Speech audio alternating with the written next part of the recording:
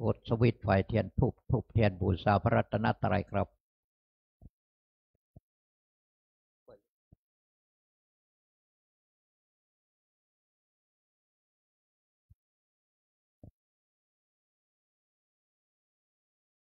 ครับทุกคนทุกท่านปนมมือครับเด้อ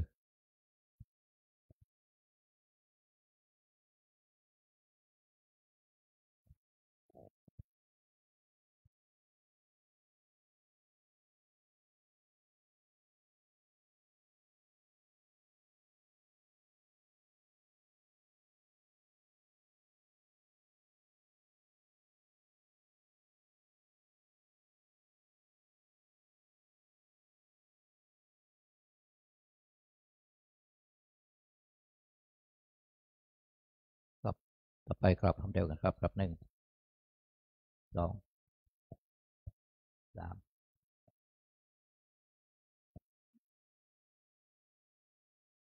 พนโตเทวตาโยดุลเท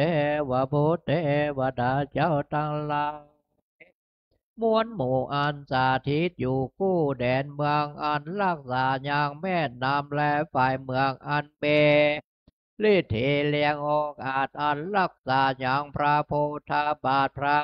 ธาตุและเจดีย์แต่เขาไม่สาลีมหาโพธิ์แต่เดิมเมว่าวายอาจอยู่จีนใครนิลันเทพระหากตังไว้สืบมาเมตังกุมภาและกุมพีเยินแทบตาติตาวาลาโลกาจาเทวตาอันโยวิมันคงเขตดาวตันดอยดงอากาศาเวหาโหนภายแผ่เฮอเชิงบนตานจาโตโลกเท้าสี่องค์การจอมซึ่งเงาพระอินตานบแนวนอมเจินตามภาษาคายปองแก้วพอเหลงโดแผ่ลอดนักนำลมจุ่มโพไปตามสายต่างนางนาถายแม่ทอลาเนอันรักษายังปัทาเวเพิ่นแผ่นกวางแห่งพระสุธาขออังเจิญท่านต่างหลายจงมาผาตาอนุโมทนาโจมจื่นยาวถึงบนตานแถมเต็มบาทลิเทโทนสาธานพระโคดมแฝงไฟเฝ้านิลันดรผู้คาขอยอกรโนมเนวต่างวางเกวกับวันตาขออังเจิญต้านต่างลาเอ๊ะจุมมาพระตาอนุโมทันนาจิมุลาสัทธาผู้คาตั้งหลายที่ได้มาทำบนเฮอตันนายทีคากาละวันเนนานจงจักมีเจียงแต่เดลเลโยสันเนเสโนวะละโพธิโมเลมัลลังสะเสนังมาหันติงวิจัยโยสัมโพธิมากันจริงอานานตัญญาโนโยโลกุตมโมตังปันนามามิพุทธังตังปันนามามิธรรมังตังปันนามามิสังฆังสาธุสาธุโอกาสาพันเตข้าแต่พระเกียวเจ้าตั้งสามพระกันและพระปัญจารัตนาพระเกียวเจ้าตั้งอาจำพวกอันสถิตสำลานอยู่วัดวาอารามสถานตินเนเป็นตนเป็นก็เป็นประธานและสถิตสำลานอยู่จันวาตาวาติงสาภกาโพมสวรรคเทวาโลกและอันสถิตสำลานอยู่เหนือหน้าจมโปจุดที่จู้แห่งจูตนจู้พระองค์วันนี้ก็หากเป็นวันเดดิถีอันวิเศษเหตุว่าเดือนแปดเหนือคืนแปดค่ำก็ได้มาจูจอดรอเติงเธอยามูลสัทธาผู้คาตั้งหลายจู้ห่อจูงอันจูผู้จู้คนจู้ใหญ่น้อยยิงใจก็จริงได้ปากันมาสันนงคงควายตกแต่งแปลงพร้อมน้อมนำมาอย่างตูปะปุผาลาจาดวงดอกข้าวตอกดอกไม้ไฟเตียนและโอตันนาพัตตาหารและน้ำสันทั้งหลายตั้งมวลปุ่งนี้เปือว่าจักนำมาถวายปูจาเฮอตานแด่พระเกียวเจ้าทั้งสามและต่างหาพระองค์ว่าสันนิแต่ดีเลขอพระเกียวเจ้าทั้งสามและต่างหาพระองค์จงมีธรรมาเมตตาเอ็นดูคุณนาวายนาปฏิการับเอายังปัลลามิจฉาปูจาแห่งมูลสัทธาผู้คาตังหลายเลียเพื่อเฮอใดโส ตังกัมมกรรมภาธนาแห่งมูลสัทธาผู้ข้าตั้งหลายว่าสันนิแต่เดเลบุญญาลายเสอันนี้นามีมากเมื่อมูลสัทธาผู้ข้าตั้งหลายได้มาทำบุญเฮอตานนายทีคากาละวันนี้ก็ขอเฮอมาเป็นปัจจัยกำโจปุตหนุนยังมูลสัทธาผู้ข้าตั้งหลายเฮอได้เอาตนตัวรอดโปนเสียอย่างอันตรายต่างหลายต่างๆนานาเป็นตนว่าข้อปีข้อเดือนข้อวันข้อยามข้อเจ็บใครได้ผายญาติข้อหมู่โลกาต่างหลายต่างๆนานาเปียที่โลกาข้ออันใดที่ได้มาปรากฏบังเกิดกับตนตัวแห่งโมลาสัทธาผู้ข้าต่างหลายแล้วก็ขอได้หลังงับกับหายไปนาทีกากาละวันเนนานจงจักมีเที่ยงแต่ดีเลขอข้อตั้งหลายที่ได้มาปรากฏบังเกิดกับตนตัวแห่งโมลาสัทธาผู้ข้าตั้งหลายแล้วก็ขอได้หลังงับกับหายไปในทีกากาละวันเนนั้นโดยอายุปีอายุเดือนอายุวันอายุยามอายุวันนาสุขาปัลลปาก็ไปด้วยจุกปีจุกเดือนจุกวันจุกยามไปใจขอได้เอาตนตัวตั้งไว้อยู่กำโจยางวาลาพุทธศาสนาขององค์พระสัมมาสัมพุทธเจ้าและองค์พระมหาจินนาทัตเจ้าไปจนเชียงเจรการยืนยาวนั้นนักนั้นจงจักมีเจ้งแต่ดีหลีอีตังโนอาเคตุปาปุภาลาจาตานังสาโทโอตานาภิกขาตานังโอตะกังตานังอาเพจาอาสาทาลนะสัพพโลกิญะโลกุตัลละมะคาปาลานิปานาปัจจยโยโหนตุโนเนจา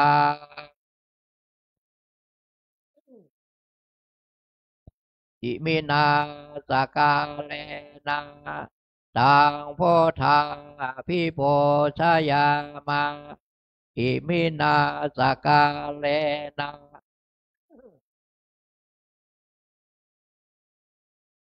อิมินาสกาเลนะตังสังฆังอภิโพชยามาอะระหังสัมมาสัมพุทโธภวาโพธังภะคะวันตังอภิวาเทมิสวากขาโตภะคะวะตาธัมโมธัมมังนามัสสามิสุปฏิปันโนภะคะวะโตวะกะสังโฆสังฆังนามามิทันทมยังพุทธัสสะภะคะวะโตบุพภาคานามะกาลังกะโลมาเสเอ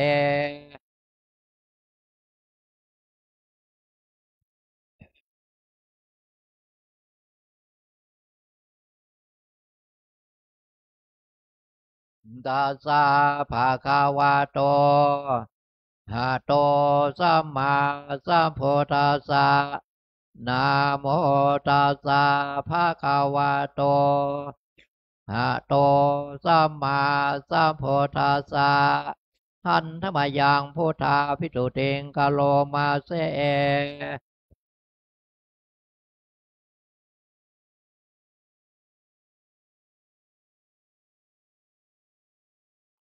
ยาลานาสัมปันโน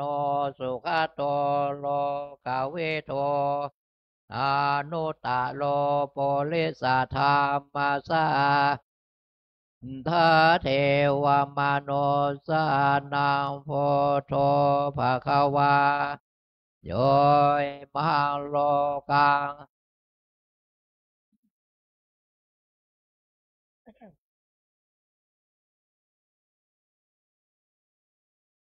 จะเทวมโนสังสายาอภิญญากตวาปเวเทเสโยธรรมังเทเสเสียเทกันนางมัชเชกัลยานางปาลิโยชานากันยานางสัทังสัพพยานสนางเกวลปาลิปุนังสุทางพระมจาริยังปากาเสเส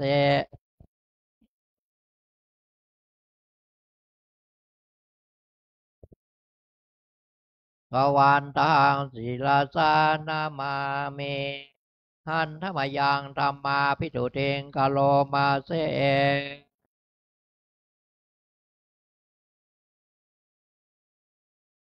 ธัมโม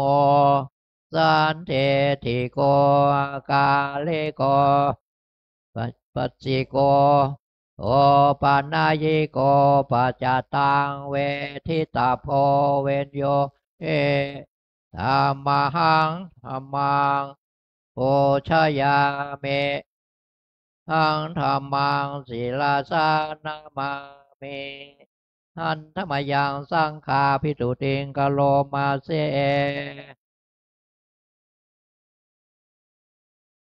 ภะคะวะโตสาวกสังโฆ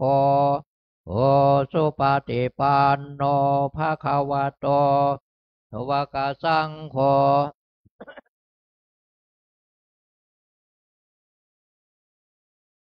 สังโฆ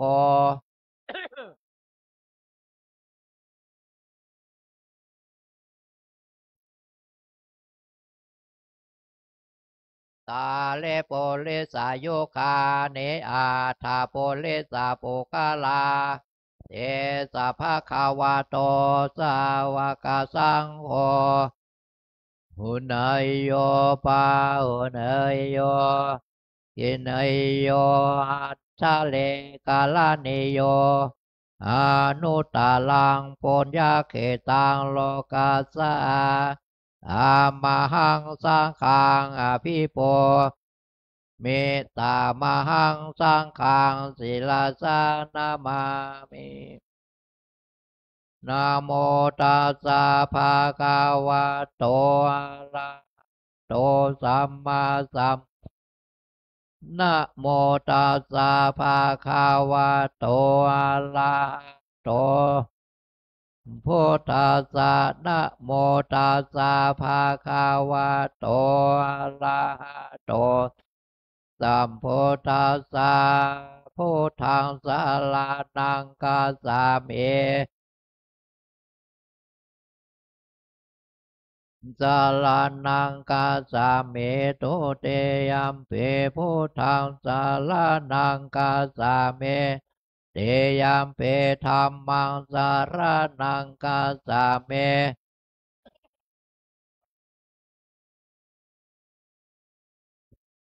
ยัมปิพุทธังสรณังคัจฉามิตาเตยัมปิธัมสรณังคัจฉามิตาติยัมปิสังฆังอนังคัจฉามินะโมพุทธายะนะโม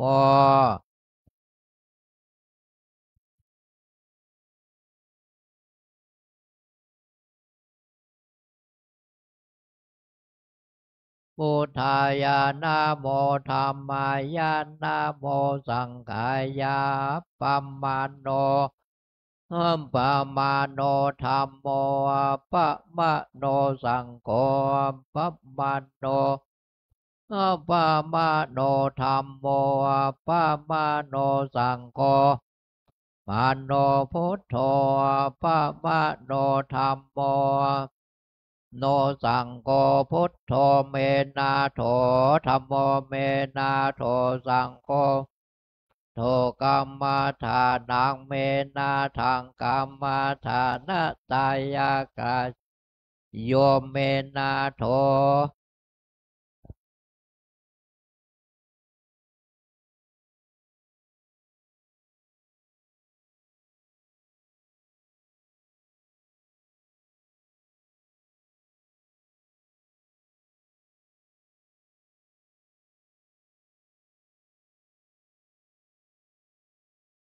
นางเมนาทังกัมมาทานาตายากาจาริโยเมนาโถอัมพุทธานุสาเทกัมมาทานัง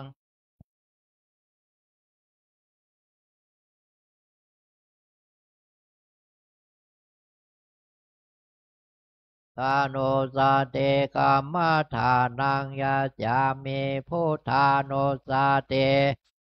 ทานังเททะมีพุท พันเตปิทาโนสาเตกัมมัฏฐานังเมพุทธาโนสาเตทานังจะสะเมพันเตอะหัมพันเตอุปจาราสามาทิงยาจาเมอะหัมพันเตเปเตจาละสามาทิงยาจาเมอะหัมพันเตอุปจาระสามาทิงยาจามิอิติปิโสลาหังสัมมาสัมโพโธวิชาจาระ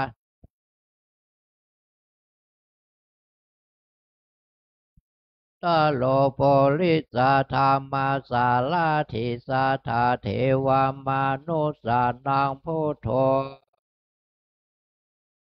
คาโตภาคาวาตาธัมโมสันเทธิโกอากาลิโกสิโกปันนายิโกปัจจตังเวทิตาโพเวนโยปฏิปันโนภาคาวาโตสาวกสังโฆวากาสังโฆยะปฏิปันโนภาคาวาโตสาวกสังโฆจิปฏิปันโนภาคาวาโตสาวกสังโฆจตาลิโปลิสายุคาเนอาทาโปลิสาโภคาลาภาวะโตสาวกสังโฆ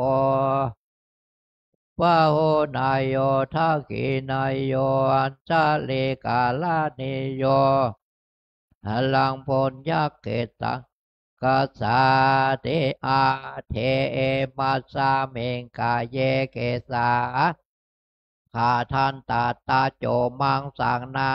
โลอาเทอาเทเมจังอาทายังยากานังกิโลมากังเพหากังปาปาสังอันตังโคนังโงทาลิยังกาเลสังเปตังผู้พโลหิตังเสโทเมโทอาโสวาสา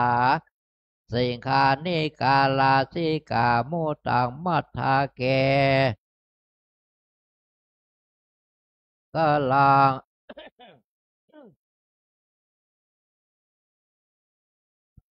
สุเจสุภาเอมังกัมมัฏฐานังปุณณภาโวเตจิลังวัตายังกายโยปัตเวงอาทิเสสะโตเปตาเวนญาโนนิลาตังวากาเลงคาลังปัทเวโปธาโตเตโสธาโตวายโยธาโตโลภขันโทเวทนาขันโทสัญญาขันกาลขันโทเวนญาณขันโทปัญจขันโทอาสัตตาสังขาราอานิจจทุกขาอนัตตาวิปาลินามธรรมาตาสังขาราอุปาทาวายธรรมิโนอุปัสสิตวานิโรสันติอุปัสสัมโมสุโขนัมมะโลปังอานิจจังขยัตเถนา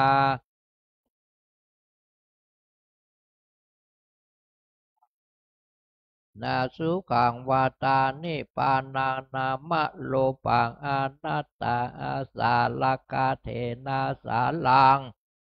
นิปานังนามะโลปังอานิจจังนามะโลปังทุกขังนามะโลปังอนัตตาตานิปานังสุขังวาตานิปานังนิปานังปานังสัมมังสุขังสาธุตานะปาลาเมสัมปันโน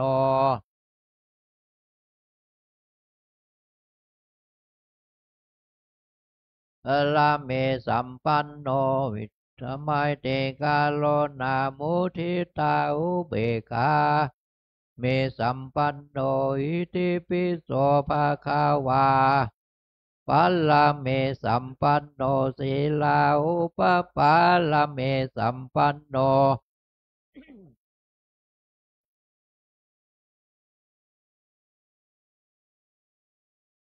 ทิตาอุเบกขาปาลเมสัมปันโนอิติปิโสภะคะวาพะลาเมสัมปันโนเนคัมมาอุปปาลาเมสัมปันโนเนคัมมาไม่เตกาโลนาโมทิตาอุเบกขาปาลเมสัมปันโนอิปิโสภะคะวาลาเมสัมปันโนปัญญาปัลลเมสัมปันโนปัญญาปัลลมาตาปัลลเมสัมปันโนเมตตา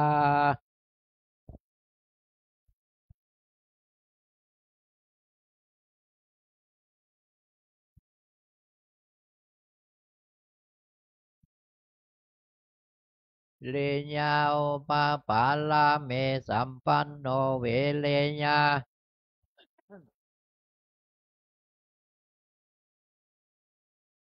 โลนาโมทิตาอุเบกขาปัลลเมสัมปันโนอิติปิโสภะคะวาลาเมขันปันโนขันเตอุปปัลลเมสัมปันโนขันเต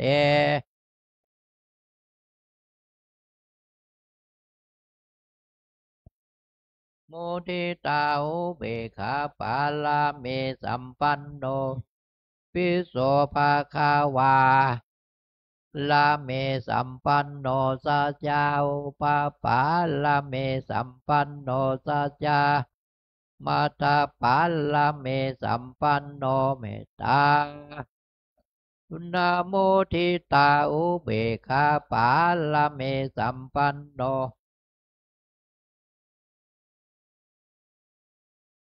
ลาเมสัมปันโนอาเทตานาอุปปัลลาเมสัมปันโนอาเทปัลลามาตาปัลลาเมสัมปันโนเมตตาโมทิตาอุเบกขาปัลลาเมสัมปันโนหิติปิโสภะคะวาเมตตาปัลลาเมเมตตาอุปปัลลาเมสัมปันโนเมตตา ปัลลเมสัมปันโนเมตตาไมเต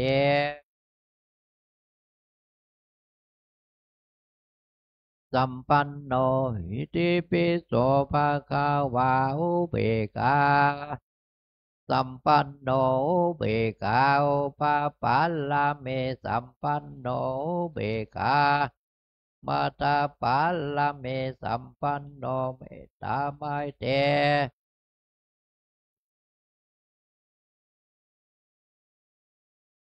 ยินดีปิโสภะคะวาทาสาปาลาเมสัมปันโนอุปปาลาเมสัมปันโนลามาตาปาลาเมสัมปันโนเมตตาลุณาโมทิตาอุเบกขา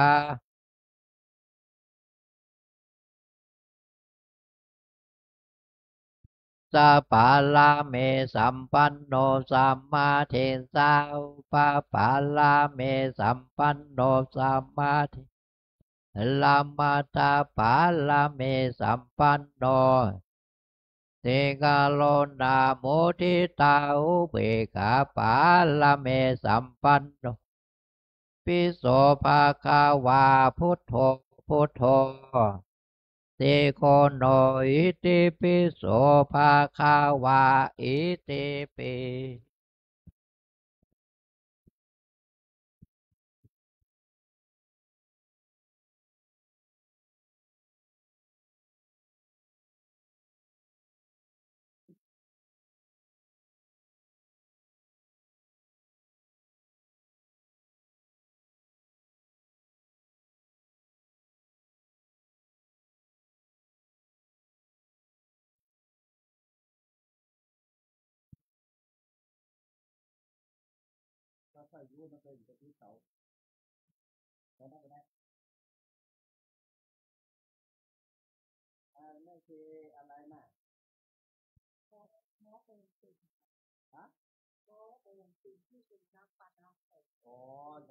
งานในที่พัฒนาได้โอเคแล้วให้สิครับเดี๋ยวถวายที่ครับ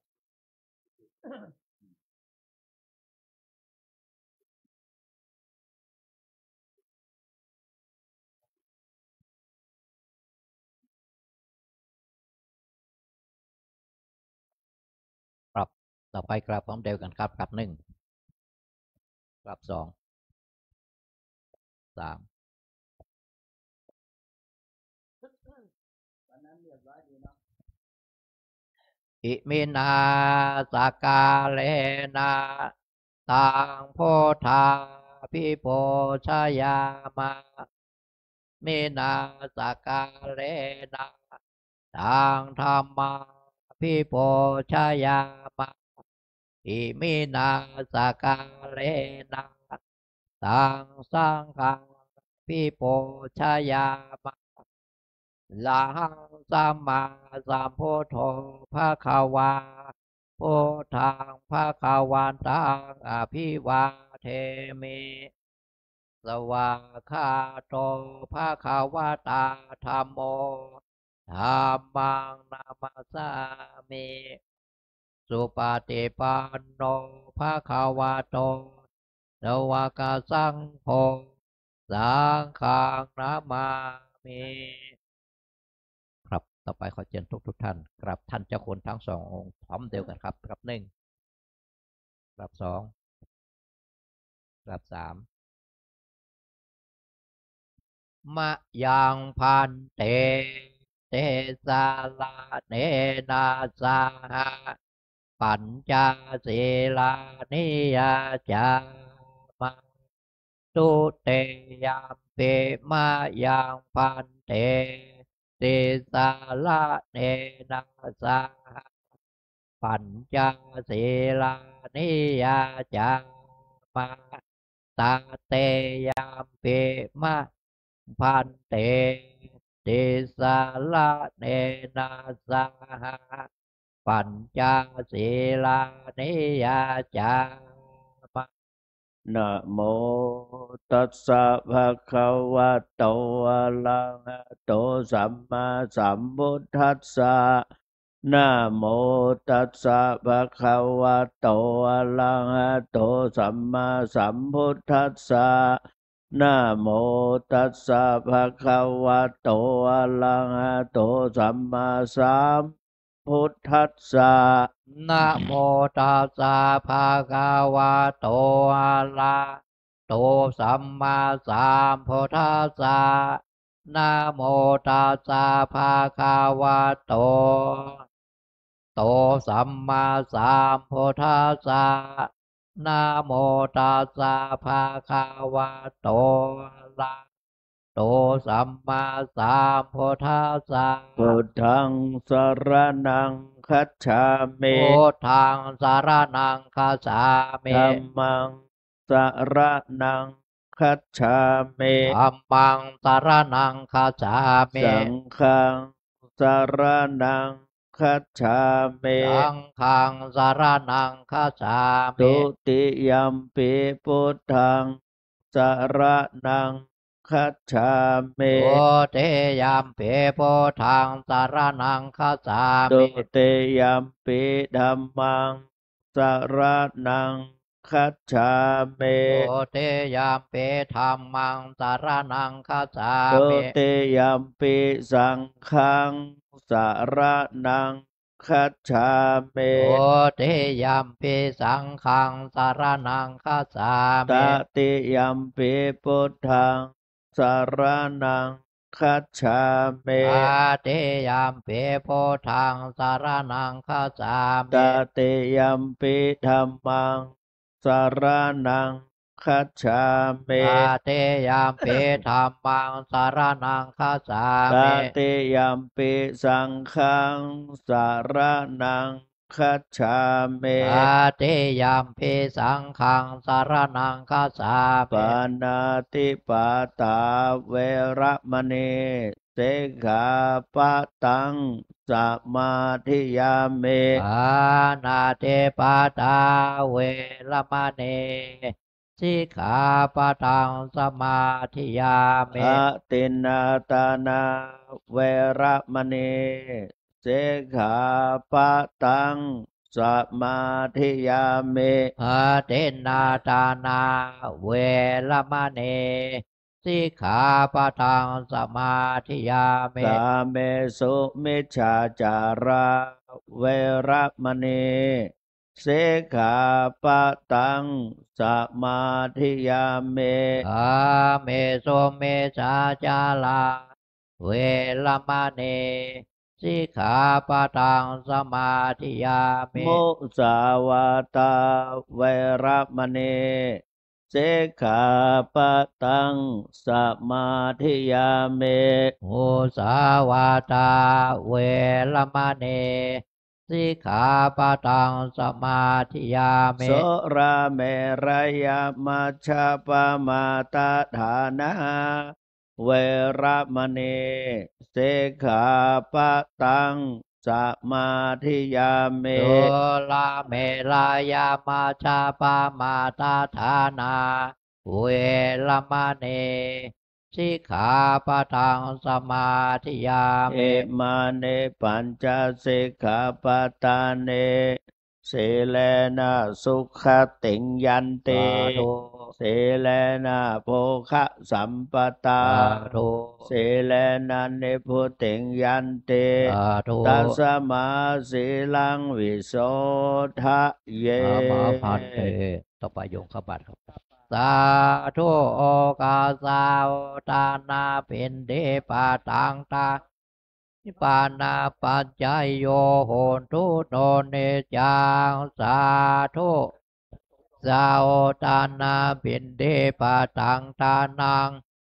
นาปัจจายโยโหนทุโนเนจังสา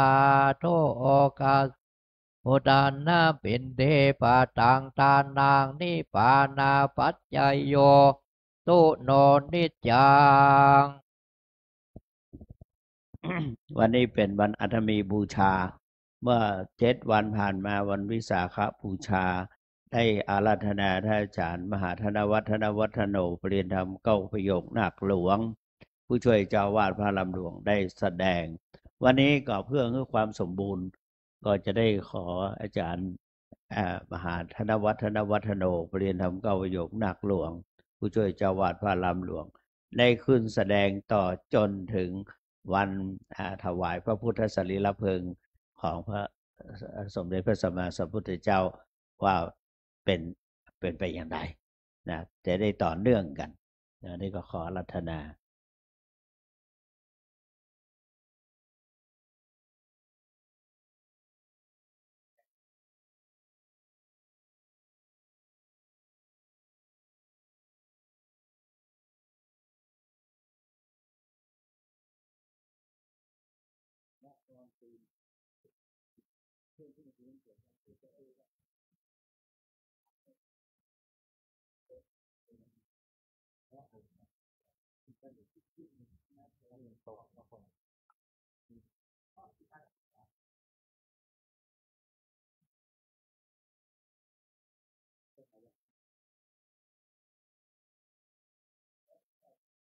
พ่อประธานมานี่กำลังพ่อประธาน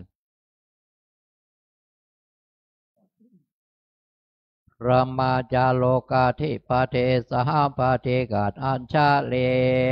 อันทิวาลังอัญญาจาทาสันติทาสัตตาปรัชกาสาติกาเทเสตุธรรมังอนุกัมปิมังปัจชัง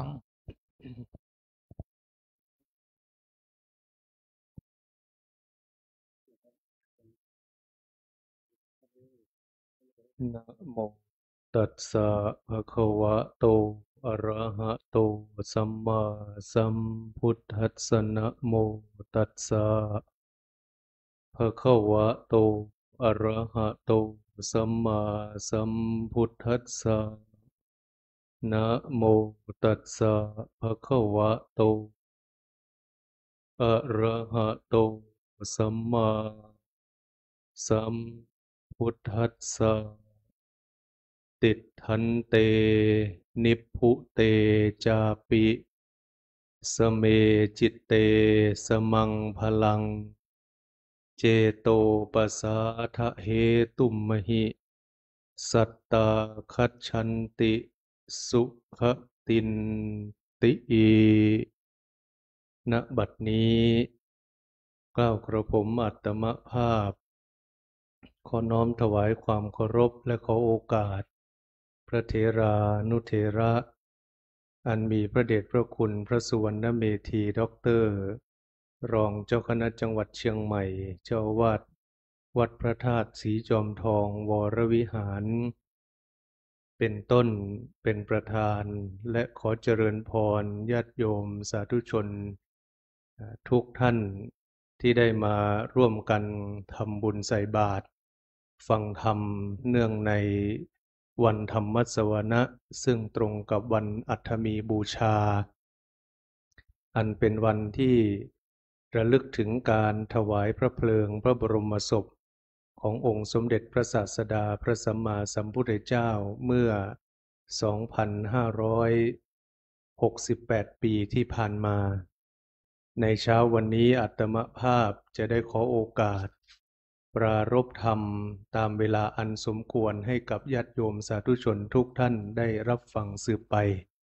ขอเจริญพรนำมือลงนั่งฟังธรรมด้วยความเคารพในธรรม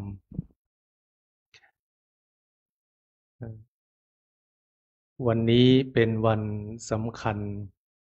ในทางพระพุทธศาสนาอีกวันหนึ่งเมืองไทยเราเริ่มมีกิจกรรมในวันอัฐมีบูชาก็เมื่อประมาณ60กว่าปีที่ผ่านมาก่อนหน้านั้นก็ไม่ได้ระลึกนึกถึงว่าวันนี้เป็นวันเกี่ยวเนื่องเกี่ยวข้องอะไรกับพระสัมมาสัมพุทธเจ้าญาติโยมวันนี้อย่างที่ได้กล่าวไว้แล้วในเบื้องต้นว่าคือวันที่ระลึกถึงการถวายพระเพลิงพระบรมศพของพระพุทธเจ้าหลังจากที่พระองค์เสด็จปรินิพพานในวันขึ้น15ค่ำเดือน6ซึ่งตรงกับวันที่เราเรียกว่าวิสาขบูชาก่อนที่พระองค์จะเสด็จดับขันธปรินิพพานพระองค์ได้สั่งเอาไว้ให้ตั้งพระบรมศพตลอดระยะเวลา7วันเพื่อให้มหาชนได้บูชาสักการะอันจะเป็นประโยชน์แก่ผู้คนที่นับถือที่ประสงค์จะมาเฝ้าพระพุทธองค์เป็นครั้งสุดท้ายครั้นล่วงไปแล้วได้7วันเข้าสู่วันที่8อัฐมีแปลว่าที่8เหล่าบรรดามลกษัตริย์พร้อมด้วยเหล่าประชาชนอันมีคณะสงฆ์เป็นผู้นำก็ได้เคลื่อนพระบรมศพของพระสัมมาสัมพุทธเจ้าเพื่อไปยังสถานที่ที่จะถวายพระเพลิงพูดภาษาชาวบ้านก็คือสถานที่ที่จะเผาก็มีการเคลื่อนย้ายเพื่อที่จะกระทำพิธีถวายพระเพลิงอันนี้เป็นเรื่องโดยย่อที่นำมาเล่าสู่ญาติโยมได้ฟัง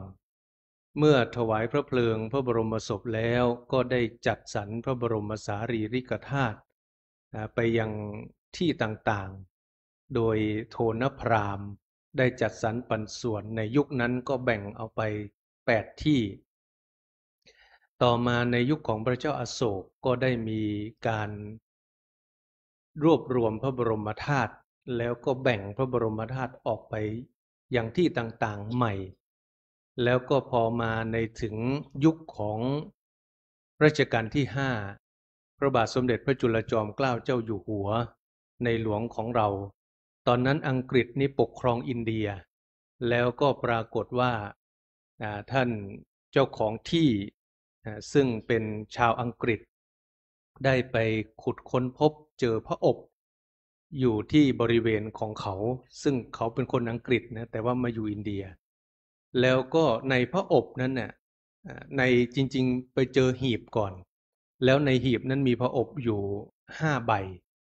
แต่ละใบก็มีของสำคัญแตกต่างกันไป2ใบ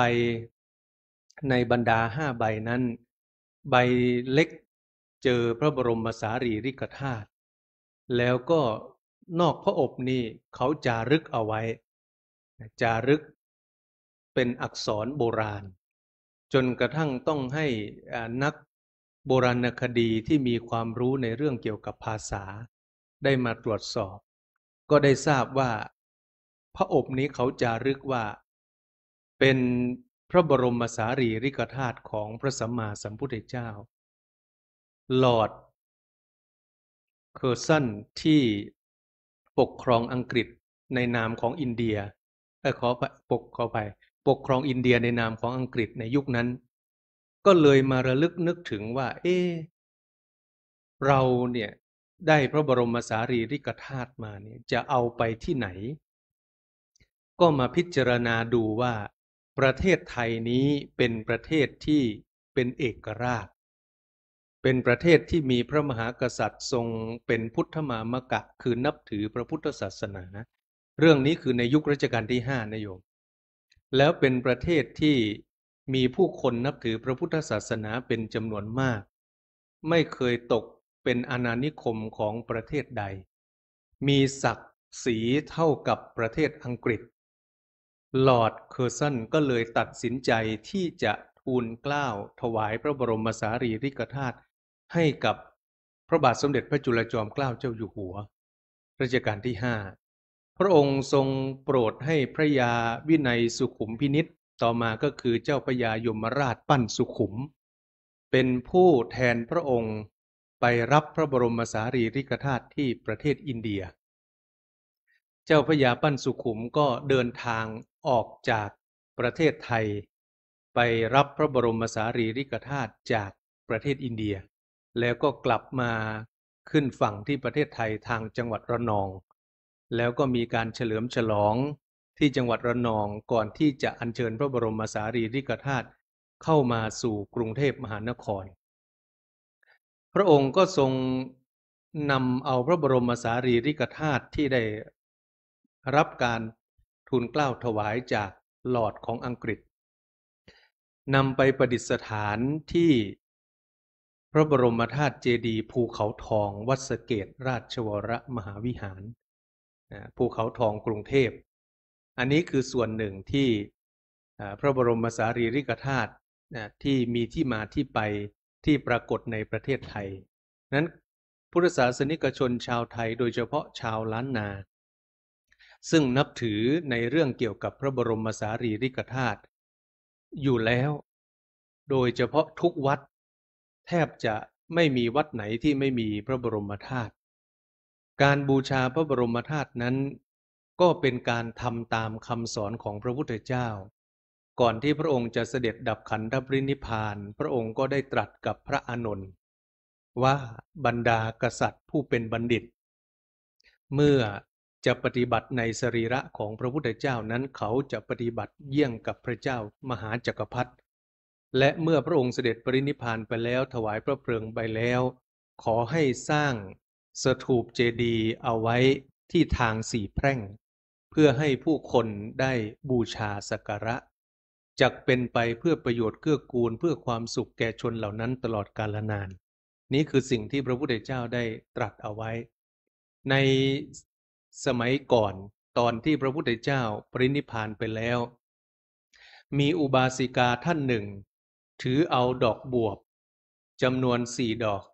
จะไปบูชาพระเจดีย์นางก็ตั้งใจและเดินทางไปไม่ทันที่จะถึงพระเจดีย์โดนวัวขวิดตายนางได้ไปเกิดบนสวรรค์ชั้นดาวดึงส์แล้วก็มีรัศมีมีทิพยวิมานรุ่งเรืองสว่างไสวโดยเฉพาะรัศมีของนางกลบรัศมีของ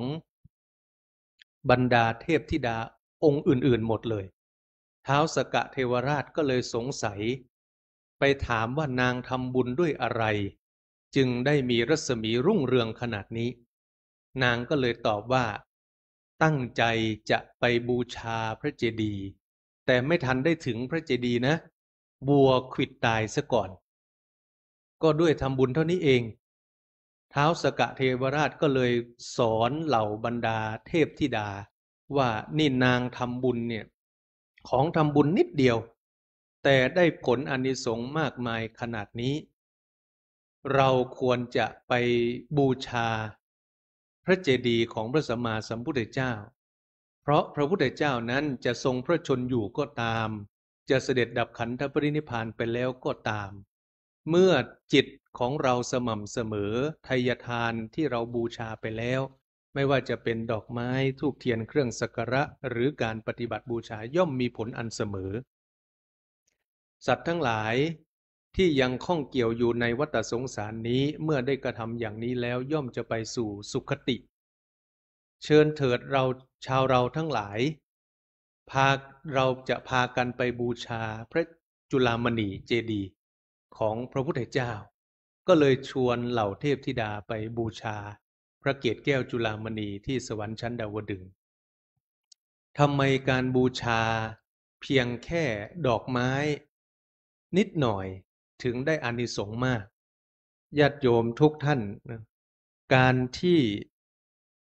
ารบูชาเล็กน้อยจะมีผลมากไม่ใช่อาศัยเพียงแค่พระพุทธเจ้าอย่างเดียวองค์ประกอบมีอยู่3อย่าง1จิตใจของผู้จะบูชาจิตใจของผู้จะบูชาข้อที่2วัตถุทานที่จะไปบูชาที่จะทำข้อที่3ก็คือผู้รับประการที่1จิตใจของผู้ที่จะทำต้องเป็นจิตใจที่ประกอบไปด้วยจิตใจที่เปี่ยมไปด้วยความตั้งใจและที่สำคัญก็คือจิตใจนั้นจะต้องเป็นจิตใจที่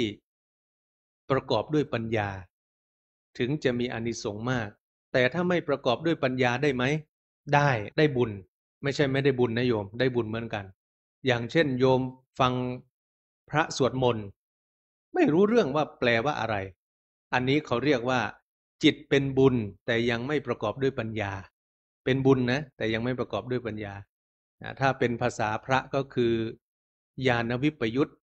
ก็คือยังไม่ประกอบด้วยปัญญาถ้าเป็นภาษาพระเนาะถ้าพูดง่ายๆก็คือว่าเป็นบุญแต่เฮาบอกรู้เรื่องบ่ได้แต่ถ้าทำบุญด้วยรู้เรื่องด้วยอันนี้ก็จะยิ่งทวีคูณขึ้นไปอีกนะเพราะว่าเราทำด้วยรู้เรื่องด้วยจิตใจของผู้ทำจะต้องไม่ประกอบด้วยโลภะประกอบด้วยโลภะได้บุญไหมก็ได้บุญ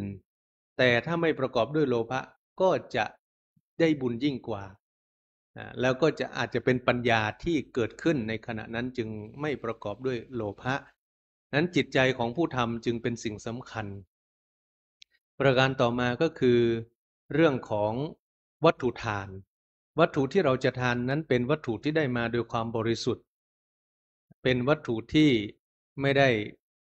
ลักขโมยหรือเป็นวัตถุที่ได้มาโดยไม่ชอบธรรมส่วนประการที่3นี่สำคัญก็คือบุคคลผู้รับต้องเป็นผู้มีคุณอันประเสริฐ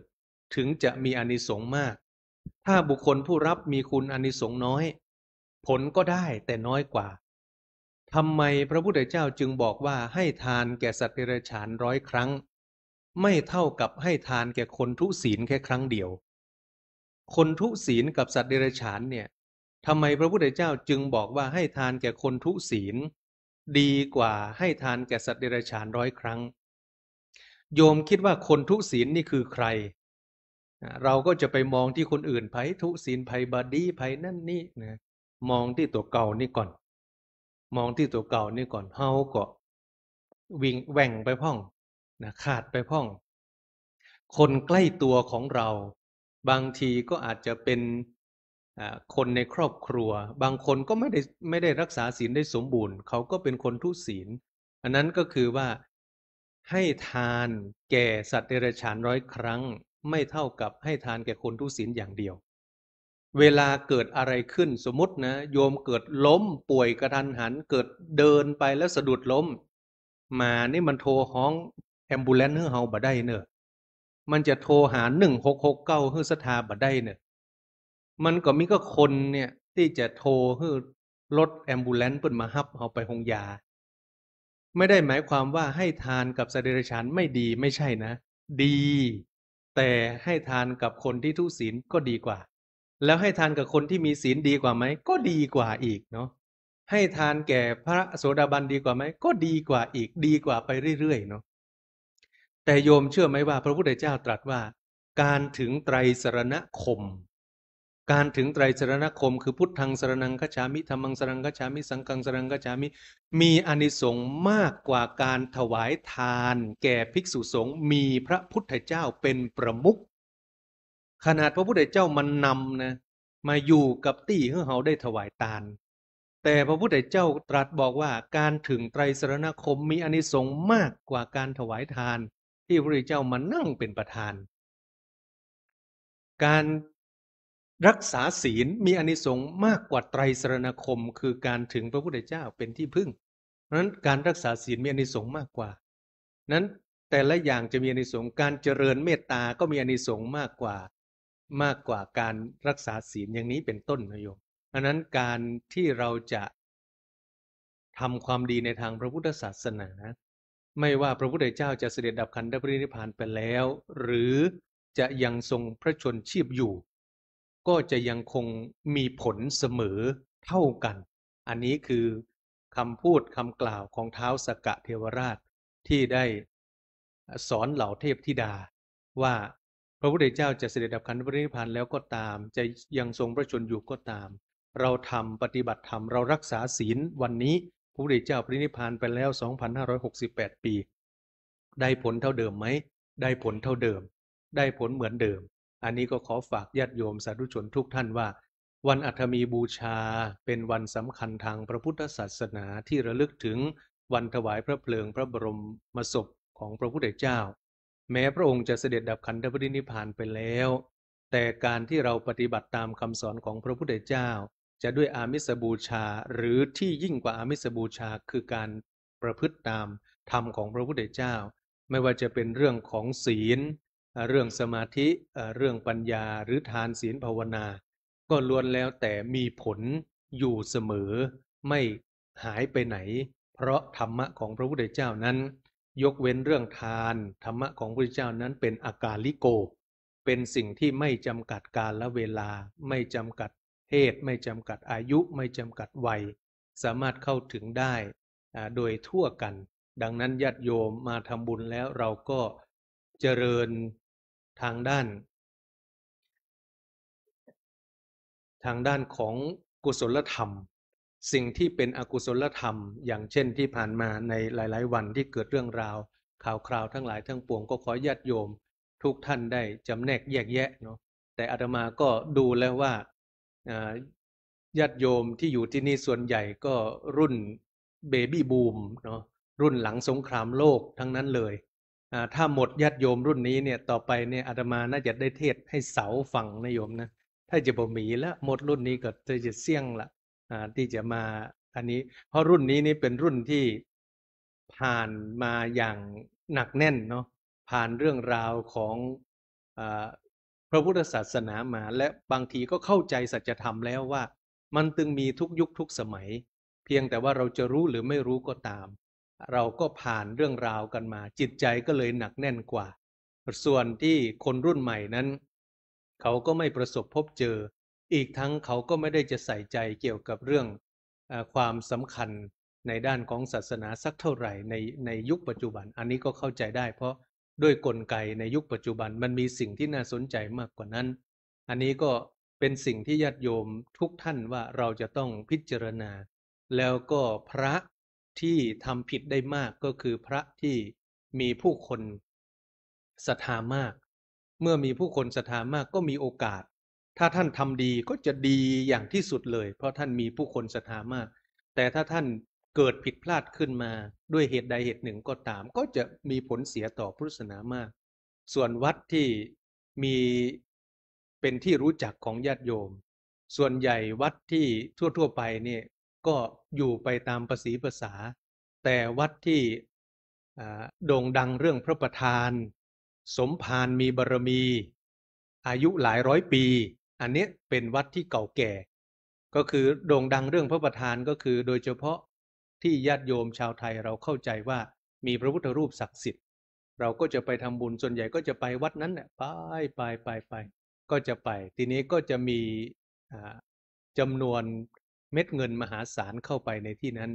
หรือบางวัดก็มีสมภารมีบารมีสมภารมีบารมีคนก็หลั่งไหลไปหลั่งไหลไปวัดหลายร้อยปีก็มีส่วนเพราะบางวัดตั้งมานานหลายร้อยปีก็สะสมทุนของทรัพย์มาแต่โบราณทีนี้สมภารท่านบางรูปท่านไม่ใช่ว่าท่านไม่ดีเสียเลยทีเดียวนะโยมอย่างเช่นกรณีหลวงพ่อที่เป็นข่าวเนี่ยทำไมท่านถึงสามารถที่จะให้กรรมการช่วยโอนปัจจัยเข้ามาได้มากขนาดนั้นทำไมถึงทำได้มากขนาดนั้นเพราะที่ผ่านมาเนี่ยท่านช่วยเหลือทำงานสาธารณสงเคราะห์เยอะทำงานประโยชน์เยอะกรรมการเขาก็เลยไม่เอะใจไม่ได้สงสัยว่าจะมีเรื่องที่ไม่ดีเกิดขึ้นเพราะที่ผ่านมาเนี่ยท่านบวชตั้งแต่เด็ก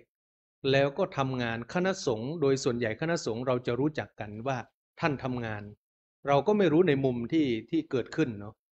เพราะฉะนั้นคนก็เลยไม่ได้สงสัยว่าท่านจะไปในเส้นทางนี้ได้แต่นั่นก็คือเป็นสิ่งที่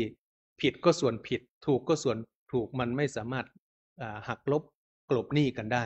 เหมือนพระเทวทัตท่านทำผิดท่านก็มีส่วนผิดของท่านต้องรับผลของกรรมของท่านแต่ส่วนดีของท่านก็คือท่านจะได้เป็นพระปัจเจกพุทธเจ้าส่วนดีของท่านก็มีก็คือท่านจะได้เป็นพระปัจเจกพุทธเจ้าไม่ใช่ว่าท่านเลวร้ายเสียส่วนเดียวก็ไม่ใช่แต่ว่าส่วนดีก็ว่าไปตามส่วนดีส่วนที่ไม่ดีก็ว่าไปตามส่วนที่ไม่ดีแต่เหตุที่ว่าทำไมถึงท่านถึง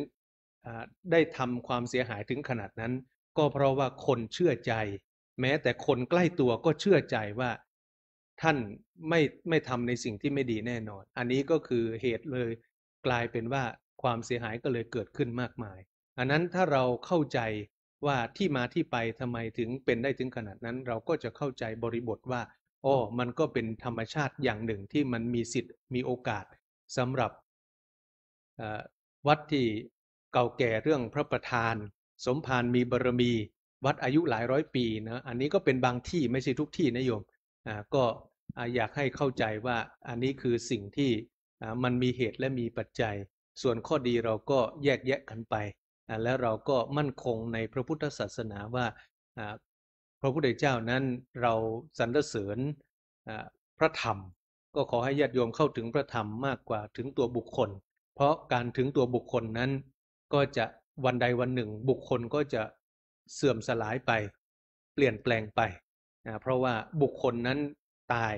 แต่พระพุทธศาสนานั้นควรจะยังคงอยู่อันนี้ก็ขอฝาก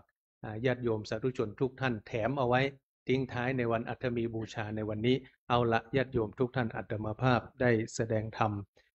ในวันอัฐมีบูชาแล้วก็ปรารภเรื่องราวที่เกิดขึ้นในทางพระพุทธศาสนาของเราให้ญาติโยมได้ฟังเล็กน้อยว่าทุกสิ่งทุกอย่างก็มีเหตุมีปัจจัยเมื่อมันเกิดขึ้นแล้วเราควรจะประพฤติปฏิบัติต่อไปอย่างไรควรจะปฏิบัติต่อไปอย่างไรจะกระทำบุญทำทานอะไรเราก็มุ่งเน้นในเรื่องที่เป็นประโยชน์ที่สมควรที่พอเหมาะพอควรอันนี้ก็เป็นสิ่งที่จะช่วยกันรักษาพระพุทธศาสนาของเราเพราะพระพุทธศาสนาเป็นของพุทธศาสนิกชนทุกคนไม่ได้เป็นของใครคนใดคนหนึ่งก็ขอฝากญาติโยมทุกท่านเอาไว้แต่เพียงเท่านี้ด้วยอานิสงส์แห่งการฟังธรรมในเช้าของวันนี้ขอพลานิสงส์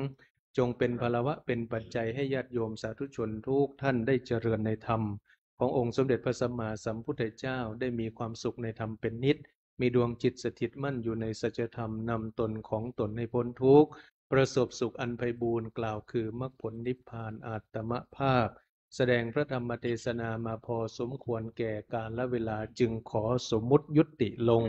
คงไว้แต่เพียงเท่านี้เอวังก็มีด้วยประการฉนี้อันธรรมยังสาธุกลังกโลมาเสสาธุสาธุสาธุนะโมตัสสะภะคะวะโตสัมมาสัมพุทธัสสะนะโมตัสสะภะคะวะโตอะระหะโตสัมมาสัมพุทธัสสะนะโมตัสสะภะคะวะโตอะระ โตสัมมาสัมพุทธัสสะอิติปิโสภะคะวะอะระหังสัมมาสัมพุทโธวิชชาจารณะสัมปันโนสุขโตโลกเวโตอนุตตรปุเรสธัมมัสสาราเตสัทธาเทวมนุสสานังพุทโธภะคะวะติสวากขาโตภะคะวะตาธัมโมสันติเตโกอากาเลโกเอปัสเสโกปันนาเยโกปัจจตังเวทิตาโพเวโยเตสุปฏิปันโนภะคะวะโตสาวกสังโฆอุชุปฏิปันโนภะคะวะโตสาวกสังโฆยายะปฏิปันโนภะคะวะโตสาวกสังโฆสามิจิปฏิปันโนภะคะวะโตสาวกสังโฆยะทิตังจัตตาเรปุเรสโยคาเนอัตตาปุเรสภุคาลาเอสภะคะวะโตสาวกสังโฆอาหุนายโยปาหุนายโยทักขินายโยอัญชเลกาลเนโยอนุตตรังปุญญเกตังโลกัสสะเตมหากัลลนเนโกนาโต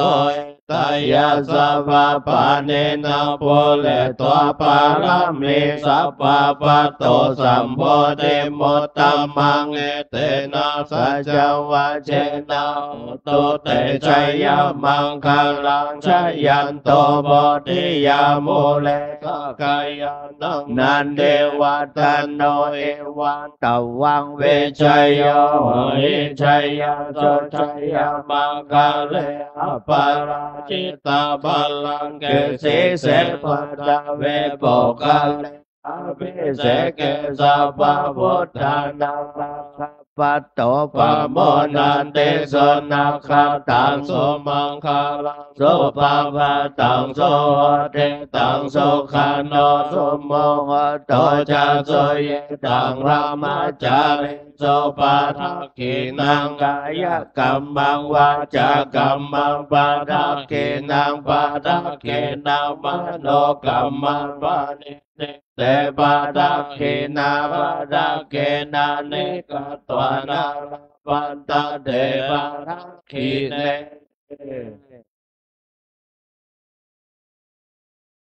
ญาติโยมพระเคนกันพระพุทธกันพระธรรมเทศนา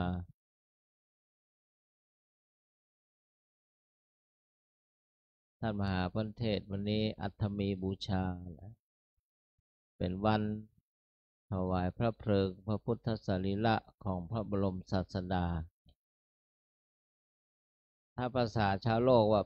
เปิ้นมรณะเปิ้นตายวันวิสาขะเนี่ยแต่ว่าเผาวันนี้7 วันบางทีเจ้าบ้านเจ้าเมืองพังภาษาบาลีถวายพระเพลิงนี่คืออย่างโมโหก็มี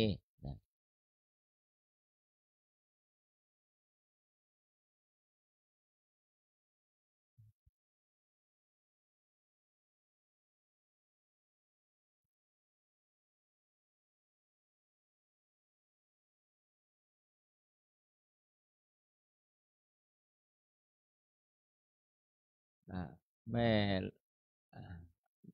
แม่รัตดาวิทยานิน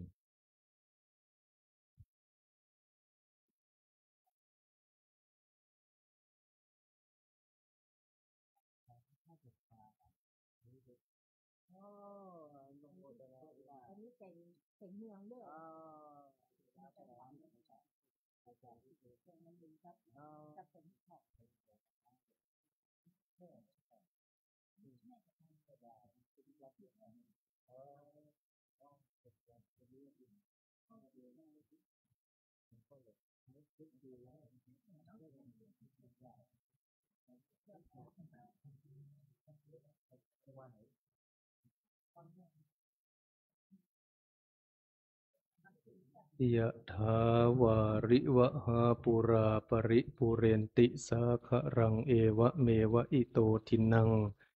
เปตานังอุปกปปติอิชิตังปฏิตังตุมหังคิปะเมวะสมิจฉตุสพเพปุเรนตุสังกปาจันโทปนรสโสยถามณิโชติระโสยถาสัพพิติโยวิวัชชันตุสัพพะโรโควินัสตุมาเตภวัตวันตรายโยสุขีทีขายุโกภวะอภิวาทนาสีลิสะนิจจังวุธาปจายโนจัตตารโอธรรมาวัฏันติอายุวันโนสุขังภะลัง สาธุสาธุสาธุ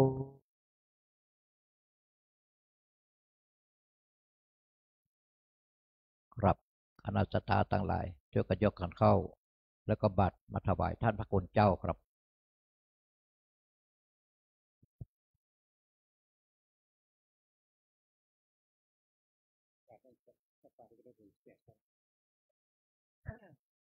ขอถือโอกาสช่วงนี้เนอะ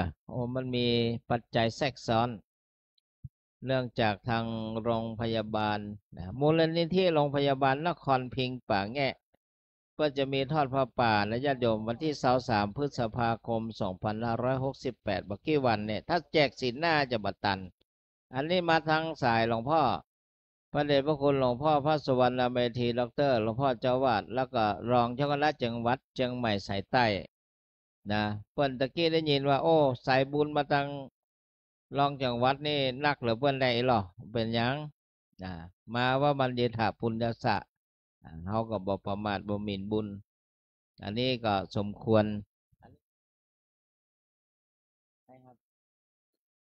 เรื่องบุญกุศลการสร้างโรงเรียนโรงพยาบาลนี่ก็เป็นสิ่งที่สำคัญนะญาติโยมเนอะเพราะนั้นศรัทธาก็หอมตามกำลังจะโอนกันได้จะบ่ทำที่นี่ที่ซองเลยก็บ่เป็นอย่างแม่ศรัทธาญาติโยมมันมีเบอร์ธนาคารในนี่หรอบัญชีมี QR code มีนี่จะทำบุญที่ไหนอย่างไรตรงนี้ก็อนุโมทนาบุญเนอะใส่นี่หนูโรงพยาบาลป่าแงะนครพิงค์เนี่ยเป็นโรงพยาบาลที่สำคัญเหมือนกัน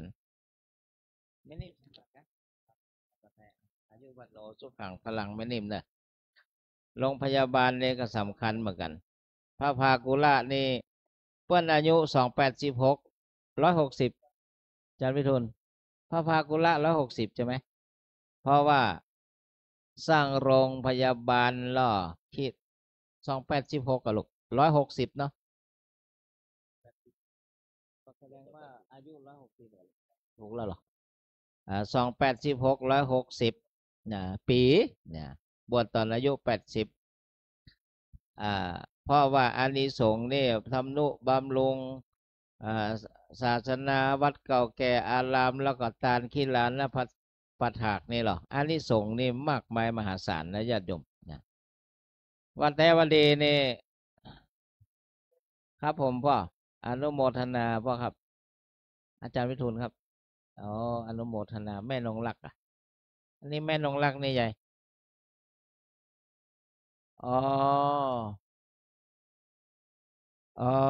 ตัวแทนถวายห้างส่วนจำกัด PPT Manufacturer ผู้ผลิตมอนโอวัลตินถวายมอน862เนอะถวายเป็นปณะพระวิปัสสนาจารย์ที่จะอบรมวันที่22พฤษภาถึง5กรกฎาคมนี้อันนี้แม่นงรักแม่ชีนงรักสุจิรพงศิลป์อันนี้เป็นตัวแทนถวายอนุโมทนาเดี๋ยวก็ถวายพร้อมกันนะแล้วก็ญาติโยมก็ตามเจตนามโนมายไฟอ้างตามนี้เนอะว่าแต่วันดีนี่เป็นดีใครไปขอบว่านานทั้งภาคกลางเลยสัก100 ล้านแด่ว่านานที่ดังๆแหละเอาโดนไปตัวเองเดี๋ยวสักกรรมรอให้แม่รัตดาถวายพระเจ้าพระสงฆ์ครูบาอาจารย์แล้วก็ป้อนนานก็จะได้กล่าวคำถวาย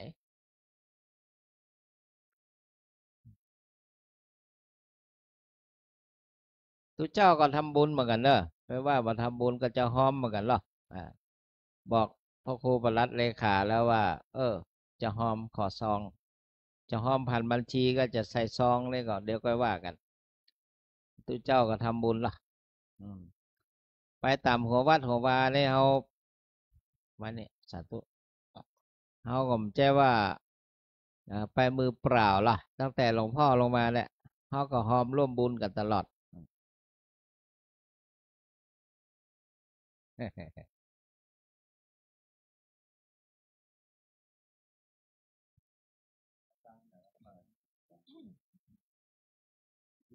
เดี๋ยวป้อนหนันรอสักครู่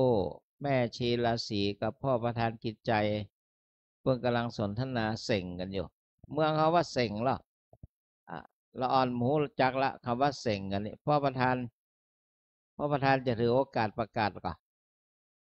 แล้วว่าจะถือประกาศอยู่ก่อนพ่อประกาศเองไม่ก่อนพ่อประธานวันนี้ท่านมหาธนวัฒน์เพื่อนร่วมบุญเนี่ยลูกจัดเป็น2 ส่วนหันเกิงมาเป็นอย่างก็ไปหันเองขออนุโมทนาท่านอาจารย์พระมหาธนวัฒน์ธนวัฒโนเนอะเรียนทำ9 ประโยคเพื่อนร่วมบุญกันเทศตามมโนหมายของเพื่อนนี่ตะกี้2 ส่วนพ่อประธานประกาศเนี่ย ครับขออนุญาตเพิ่มเติมที่ท่านเจ้าคุณอูตะกี้นะครับ วันนี้มีงานบุญมาทางนอกสองที่คือผ้าป่านะครับ อันแรกที่แจกไปเมื่อเช้าได้ของวัดห้วยส้มปล่อยอำเภอสัมปะตองนะครับบ้านขุนหวาน อันนี้เป็นขอความร่วมมือมาเหมือนกันที่แจกไปในเช้านะครับ แล้วก็อันที่2ได้มาทางท่านพระเดชพระคุณท่านเจ้าคุณสุวรรณเมธีดร.เจ้าอาวาสวัดเฮาด้วยนะครับเพิ่นขอความร่วมมือมาให้มีของโรงพยาบาลนครพิงค์เนอร์ป่าแงะพุ่นน่ะนะครับเพิ่นจะสร้างเห็นว่าเครื่องมือแพทย์นะครับอันนี้ก็แจกทั้ง2แจกเหมือนกันไม่เพราะมันมี2 ครั้งนะครับแยกกันให้ถูกเด้อนะครับมารวบรวมมาที่ผมเนี่ยผมจะแยกไปมอบเพื่อเจ้าภาพที่บนนำมา แต่ว่าถ้าไปวันนี้เมื่อค่ำก็ได้นะครับเมื่อค่ำก็ได้เด้อเมื่อค่ำมาทำวัดเย็นตอนแดงก็ได้เด้อถ้าบัตรตอนนี้นะครับขอบคุณครับ แล้วเนาะตามนั้นเด้อสถาเอาเพราะนั้นก็คำถวายครับพร้อมแล้วก็คำถวายคำหนึ่งเราว่าด้วยภูมิครับนะโมตัสสะภะคะวะโตอะโตสัมมาสัมพุทธัสสะนะโมตัสสะภะคะวะโตอะระหะโตสัมมาสัมพุทธัสสะนะโมตัสสะภะคะวะโตอะระหะโตสัมมาสัมพุทธัสสะอิมานิมะยังพันเตภัตตานิจาปานะนิจาสัปปริวาลานิภิกขุสังฆสะโอโนชยามะสาธุโนพันเตภิกขุสังโฆอิมานิภัตตานิจาปานะนิจาสัปปริวาลานิปฏิคันหาตุอัมหากังหิคาลตังหิตายะสุขายะข้าแด่พระสงฆ์ผู้เจริญข้าพระเจ้าทั้งหลายขอน้อมถวายภัตตาหารและนำปันนะพร้อมทั้งของบริวารทั้งหลายเหล่านี้แก่พระภิกษุสงฆ์ขอพระภิกษุสงฆ์จงรับภัตตาหารและนำปันนะพร้อมทั้งบริวารทั้งหลายเหล่านี้ของข้าพเจ้าทั้งหลายเพื่อประโยชน์และความสุขความเจริญแก่ข้าพเจ้าทั้งหลายตลอดกาลนานเถิดสาธุเอาแม่ลงรักคุณแม่ตัวแทนประเคนพระเดชพระคุณหลวงพ่ออันนี้เพิ่นถวายมอนโอวันตินเนอะของบริษัทที่ประกาศนามกล่าวคำอัปโลกยักเขพันเตสังโฆปฏิชานาตุ ขอพระสงฆ์ทั้งปวงจงรับทราบบัดนี้ได้มีทายกทายิกา ผู้มีจิตศรัทธาน้อมนำมาถวายภัตตาหารมาเป็นสังฆทานแด่พระภิกษุสงฆ์ในอาวาสนี้อันว่าสังฆทานนี้สมเด็จพระพุทธองค์ทรงมีพระบรมพุทธานุญาตให้แจกกันตามบรรดาที่มาถึงฉะนั้นพระสงฆ์ทั้งปวงจะเห็นสมควรหรือไม่เห็นสมควรก็ถ้าหากเห็นว่าไม่เป็นการสมควรและสายก็ขอจงโปรดทักท้วงขึ้นในท่ามกลางระหว่างสงฆ์อย่าได้เกรงใจหากเห็นว่าเป็นการสมควรแล้วขอจงเป็นผู้นิ่งอยู่บัดนี้พระสงฆ์ทั้งปวงนี้อยู่ข้าพเจ้ารู้ได้ว่าเป็นการสมควรแล้วจะขอสมมุติตนเป็นผู้แจกของสงฆ์ต่อไปณกาลบัดนี้ นะโมตัสสะภะคะวะโตอะระหะโตสัมมาสัมพุทธัสสะนะโมตัสสะภะคะวะโตอะระหะโตสัมมาสัมพุทธัสสะนะโมตัสสะภะคะวะโตอะระหะโตสัมมาสัมพุทธัสสะอายังปัทมภาโกมหาเถระสะปาปุณาติส่วนที่หนึ่งย่อมถึงแก่พระมหาเถระผู้อยู่เหนือข้าพเจ้าอวเสสาภาคาอัมหากังปาปุนันติส่วนที่เหลือย่อมถึงแก่ข้าพเจ้าทั้งหลายคือพระเถระมัชชิมะตลอดจนนวกะรูปสุดท้ายตลอดจนบรรดาสามเณรทั้งหลายคฤหัสถ์ญาติโยมอุบาสกอุบาสิกาแม่ชีโยคีผู้ประพฤติวัดปฏิบัติธรรมทั้งหลายตลอดถึงดิรัจฉานทั้งหลายเตยถาสุขังปริพุนชันตุขอให้ท่านทั้งหลายเหล่านั้นจงบริโภคตามความสุขความสบายเถิด สาธุ สังเกนโรจติสังเกนโรจติสังเกนโรจติ ยะถาวาริวะหาปุราปริปุเรนติสาครังเอวะเมวะอิโตทินังเปตานังอุปกปปติอิชิตังบดิตังตุมหังกิปะเมวะสมมิจฉตุ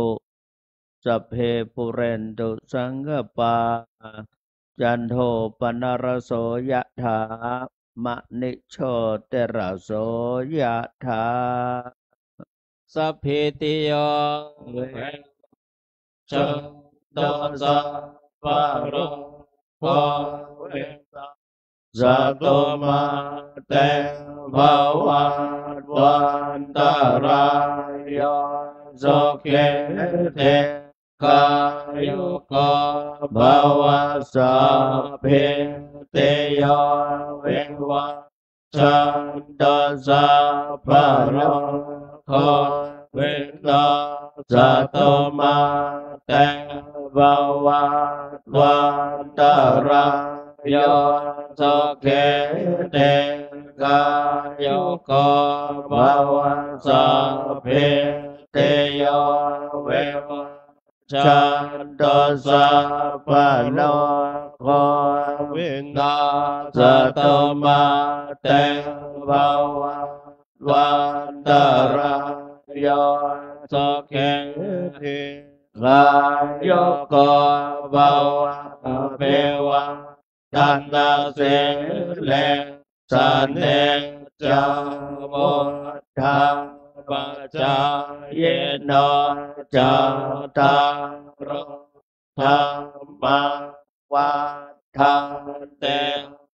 ยุวันโนสุขังภาลังตนาตยานุภาเวนะตัตนาตยาเต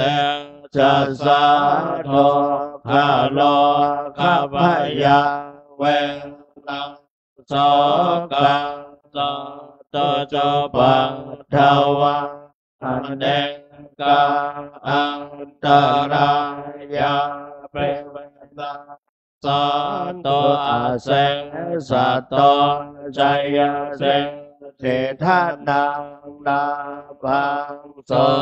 เตวะไคยังโสขังพลังเสเรอะโยจาวันโนจัปโปกังโวเทจยสวังสัตวะสัจจะโยจะเชเตเดภวันตุเตภวันตุสัพพะมังคลัง กันตสัพพะเทวตาสัพพะพุทธานุภาเวนัสตาสัตเตภวันตุเตภวันตุสัพพะมังคลังกันตสัพพะเทวตาสัพพะธรรมานุภาเวนัสตาสัตเตภวันตุเตภวันตุสัพพะมังคลังขันตสัพพะเทวตาสัพพะสังฆานุภาเวนัสตาสัตเตภวันตุเต สาธุกลังกะโลมาเสสาธุสาธุสาธุครับต่อไปขอเชิญทุกท่านนั่งสมาธิเจริญภาวนาแผ่เมตตากุศลผลบุญตามต่อไปครับ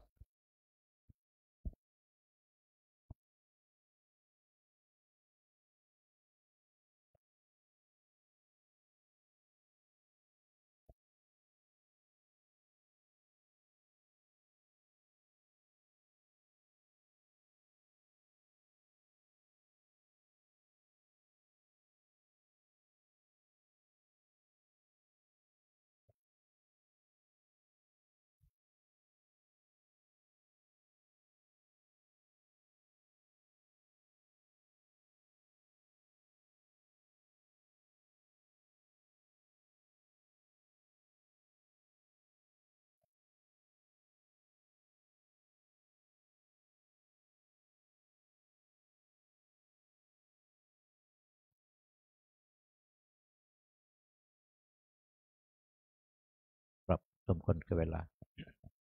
เอตังตานากัมมังนิปานาปัจจายโยตุโนเนจังเอตังศีลากัมมังนิปานาปัจจายโยตุโนเนจังเอตังภาวนากัมมังนิปานาปัจจัยตุโนเนจังยังเขียนเจโกชาลังกาตาปังกัมมังสัพเพ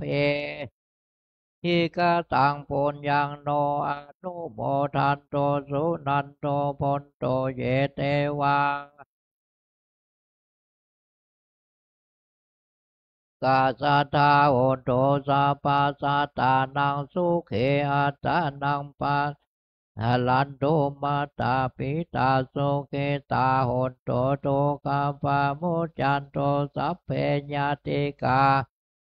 โหนโตโตกาปามุจันโตสัพเพสุเขตาโหนโตโตกาปามุจันโต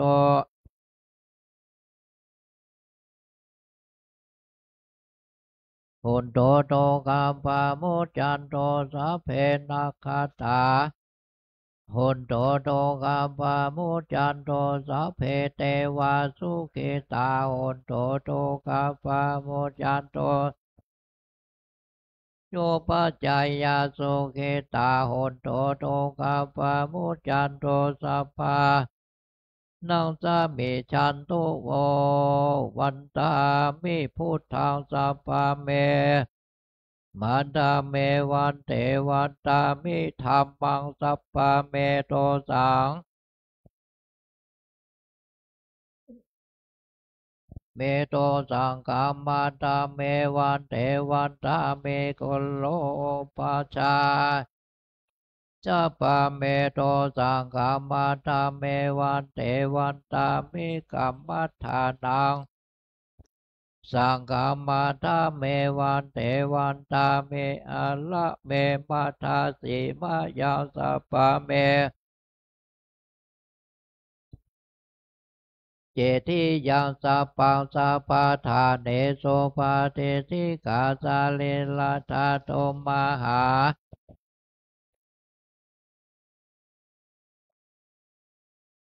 วาโลเกพระมาโลเกจัมโพธิเปลังกาทิเปสาเลลาธา